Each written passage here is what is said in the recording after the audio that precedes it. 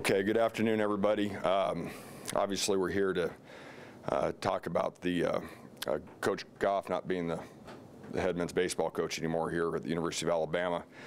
These are not easy for the coaches, their families, the program. Not something we take lightly at all. I'd like to thank Coach Goff and his staff for their contributions over the past year and wish them well in their future endeavors. A lot of success Coach Goff has had over the years as a baseball coach, and I know he'll have success in the future as well. We felt this was the best decision going forward for our baseball program, and that's why we made the decision.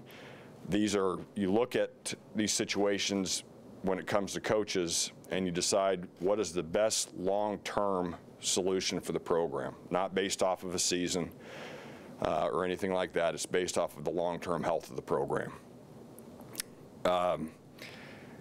As we move forward and look ahead, we're looking for the best possible baseball coach that we can get with college experience. That could be a head coach, that could be an assistant coach. But we want somebody that's been in college baseball and understands the dynamics of that. There have been several assistant coaches that I just want to give you examples of who have gone on to be head coaches at high-level programs for their first job. Andy over at Mississippi State, Kevin O'Sullivan, who went from Clemson to Florida to be the head coach the first time, Brian O'Connor, Notre Dame to Virginia, Dan McConnell, Ole Miss to Louisville. Don't read too much into that, just trying to give you some examples. We are absolutely looking at head coaches, but we'll also consider assistant coaches. We want to find the best possible college baseball coach that we can for the University of Alabama. A couple things going forward as well. I think it's really important as a program, as a university, as a fan base, whoever our next coach is, that we're patient through the process. We have to have stability in our coaching staffs going forward. That's very important. This was very unique, but this is important going forward that we have that in mind in what we do. Coaches are going to make decisions that sometimes aren't going to be popular to everybody, that aren't going to be popular to the team, that aren't going to be popular to the fan bases, to the families, and that's okay. There will be some of that involved, and we need to be patient through those processes as well. We have a lot of desirable resources here at the University of Alabama, including the incredible stadium, our budget. We fund our baseball program at a very high level, and the Alabama brand that I believe gives all of our teams an opportunity to recruit nationally, for us to have the best opportunity for success. People want to be at Alabama. This is a great, special place, and we're all fortunate in our athletics department to be a part of that. We're going to have Terry Rooney from our staff. He is going to serve as the interim head coach during this time to provide leadership to our team, and he'll be in that role until we name a new replacement. Last thing I'd like to say is, as we go through this search, and no offense to anybody I'm in front of right here, y'all like to speculate and talk about who the candidates are going to be. I'm going to tell the people that we talk to that if, according to sources that they have interviewed, according to sources they're now the leading candidate or anything like that, I'm just going to assume they don't want the job. It's important that we manage this process in an effective manner to give us the best opportunity to hire the best baseball coach that we can at the University of Alabama, and that will be our focus going forward. And so I ask the fans as they go through this too, take what you read out there with a grain of salt, and don't assume that what you see is necessarily 100% accurate. There's often more to the story and what takes place. No disrespect again to anybody I'm in front of right now. Y'all have tough jobs to do, and we respect that very much. So I wanted to throw that in as well. I think that helps us manage our process and what we do. We may not be 100% successful at it, but we're going to give it our best shot. Questions? Greg, as far as the financial obligations, financial liabilities of this, has that been set, for Coach Goff and for any assistants that have a contract that's been terminated? Has all that been worked out yet? Pretty much, Cecil. It's a good question. We are dismissing Coach Goff without cause, and that is effective immediately. And so the base salary in his contract, which we will be responsible for the remaining 4 years, There is mitigation in there if he takes another baseball job. The assistants were on year-to-year contracts. We're going to do some things just to try to help them out over these next couple months. But I think that's important for them so they can try to have some protection through these. Obviously, something that's very challenging as you go through these situations. How far does this set the program back anytime you have a new coach? We're going to lose a recruiting class. How detrimental is this to the program? Well, I think that's part of why we're keeping Coach Rooney involved in the process right now, to try to stabilize the recruiting process or this class as much as we possibly can.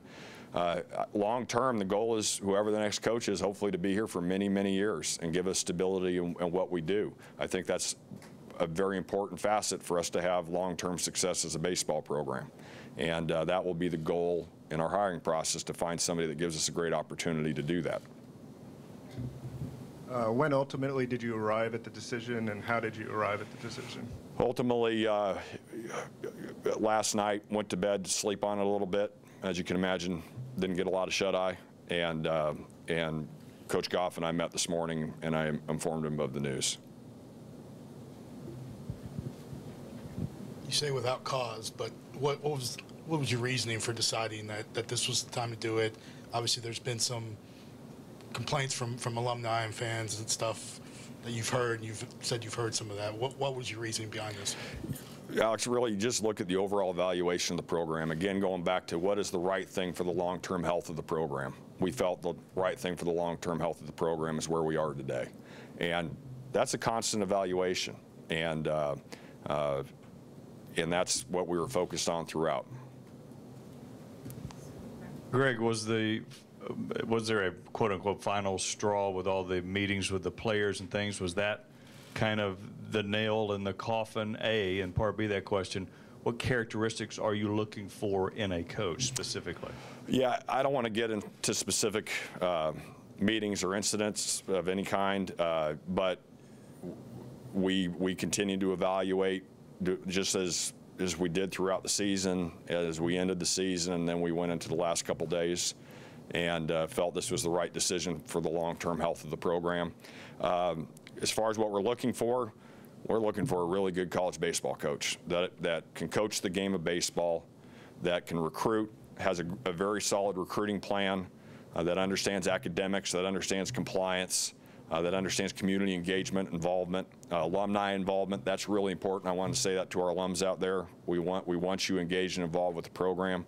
And so a head coach that has a plan across the board for those things, that's what we'll be looking for. Going back to talking about stability for the program, will Coach Rooney be considered as one of the candidates for the job full-time? Or? Well, I don't want to get into any specific candidates, but I can tell you there weren't any discussions about that with him when we talked about him being the interim head coach. We're really appreciative of the fact of his willingness to do this, and he should be commended for it. You've been in other parts of the country. You certainly know the challenges that coaching here at Alabama and some of the things a coach might be up against. Does that make this less attractive a job, I mean, in your experience? No, the reality is every single place you go has its strengths and its challenges. There are a lot of strengths at the University of Alabama, and we're going to be very focused on what those strengths are to give us the best opportunity to succeed at the highest levels in college baseball. We compete at the highest level in many of our sports, and that our goal will to do that to be the case across the board. And I think with the passion of our fan base, with the incredible resources we have here as a program, especially our beautiful stadium, that has a leg up. I mean, I think I've been to all the spring training homes in Arizona. I've been to a lot of minor league ballparks. Our stadium does not take a back seat to anybody, and that's important in recruiting. And are there challenges you have? Absolutely, but we need to be as aggressive as we can with the resources we have to work with to give us a chance to win. And this is a great place to be, and I know there'll be a lot of coaches that'll be interested in that. You brought up compliance. Were there any rule violations or anything that took place from Greg Goff or the coaching staff that expedited this? There were no rules violations. Hey, Greg, again, I assume you're going to draw on your experience at Mississippi State. What will you draw on from that as they've had continued excellence over years, coach to coach to coach, that you saw that you'll try to implement? Well, I think you look at a lot of the fundamentals of what they do. Obviously, Coach Polk was a legend there. And then when we hired Coach Cohen, and now I know with Andy being there, he's doing a good job. I know they got a win today in the tournament. You look at that foundation. There's some fundamentals when it comes to tackling and blocking that you got to have. You got to recruit very strongly. When you have opportunities to be out there recruiting, you have to do that. You have to show a strong commitment to academics. You have to keep it in between the lines from a compliance standpoint, and understand that, manage that. You have to be able to coach the game at the highest levels and develop the young men in your program to give them the best opportunity to succeed here while at Alabama, and then put them in the best possible position that they can pursue their dreams from a professional baseball standpoint beyond Alabama as well. Understanding not everybody will do that, but that you have that as a program, as your reputation, that you can go out and do that and then compete for championships and what takes place. Greg, either before you came to the decision or today, did you meet with the players on the current team, and what was their response to your decision? We met with the team members who were in town today at 1 p.m. and they unfortunately have done this a few times, and it's usually a similar response. It's there's looks of concerns. And I hope they would be concerned. You're talking again about people's careers and their families and everything that goes into that. And we got a bunch of good young men on our team, and I told them we'll go out and get them the best baseball coach that we can. Greg, because this is your first hire here at Alabama, are there some common characteristics of coaches you've hired in the past? I think one of the things in the coaches that I've hired that you've seen have success, they're usually very smart, and they are extremely driven, but they also have a lot of self-awareness to them. They can relate to 18 to 22-year-old young men and young women too. There's something that I also find with the really successful coaches, they're usually really good listeners. And I've been in a few interviews with coaches, and they're interrupting you constantly. And look, Regina's here, and I'll just tell you a little secret here. Regina comes in at the end to meet the wife, the spouse, if there is one, and gives me the 2 cents there.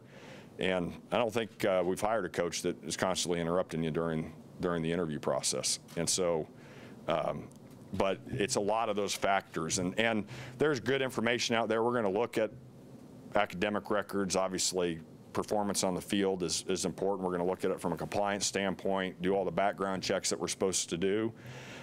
And there's analytics out there that can be very valuable as you go through it. At the end of the day, so much of it's just been on instinct and what we feel will be the right fit. And, you don't always bat 1,000, but the goal is to bat 1,000. Will there be any sort of minimum qualifications that you're looking for, like, say, SEC experience? And do you have any idea of how fast you want this process to go? Well, it's a good question, Chris. We obviously, there are a lot of teams that are playing right now. And just like if we had a assistant coach or, hopefully head coaches come here and they want to stay here and finish their career, that we're going to need to be respectful of the seasons they're involved with right now. And so I'm not going to put any time frames on this other than say it could take a while depending on what takes place with that. That's why it was really important that we put Coach Rooney in place to manage the team currently today and then to help us with from a recruiting standpoint. And so, baseball season is going to go a while longer now, so I would not be concerned if we, a week from now we haven't announced who the new head coaches. So it could be a very wide range of times. Just for the record, the players that are here currently on scholarship have the option, their choice, whether they want to come back on scholarship? The young men on our baseball team who have a scholarship, those scholarships will be honored. Because you've presided over successful baseball programs at other universities, do you think you're uniquely positioned to make this hire? And how excited are you about the opportunity to kind of have your fingerprint on the program in that sense. As far as the last part, I'm not very excited at all, because obviously anytime you go through these are very challenging situations for everybody involved, and if you don't have great empathy for the coaches and their families, then boy, that would be challenging. As far as what you do, and when you go through these things, and that's part of what I said at the end of my statement was, don't believe everything that's out there. And so in order to get somebody to come to Alabama, they got to want to come to Alabama. And we may find the right fit at the right time that's ready to come here. We're going to do our best to do that. But sometimes you may think, well, ex-coach, boy, they need to be the head coach at Alabama or whatever school it is, but it's not going to happen for a lot of different reasons. It may be because their family doesn't want to move. It may be because there's something of an issue that we know about that maybe isn't public, whatever that may be, as we're doing our research. So what I promise is that we're going to go find the very best baseball coach that fits at Alabama, that wants to be at Alabama, and is a good long-term solution for us to give us the best opportunity to succeed at the highest levels. Last one right here, Jim. Greg, to kind of re-ask Chris's question, as far as experience that you'd want to hire, you mentioned Andy Canzero a bunch. He came from Major League Scouting to get into college coaching before. He was never a head coach. Right. Would you be willing to look at someone either without Power 5 experience or someone in the Major League realm right now that's a scout? I want somebody with strong college experience, not necessarily on what, I don't want to define that, because I think I want to keep it broad as a statement, but I think it's important. I've talked to just, let's say, sports where people have come from the professional ranks, and when you talk about the game itself and the coaching itself, they're usually really good because they coach at the highest levels in the professional ranks. But then when you start talking about academics, compliance, from a community engagement standpoint, recruiting, big part, sometimes they're going to struggle with that because they don't have that experience. And so I think it's important to have in the college environment, not necessarily has to be your entire staff, but at least a strong collegiate influence on what you do. I think that's really important. All right, thanks everybody.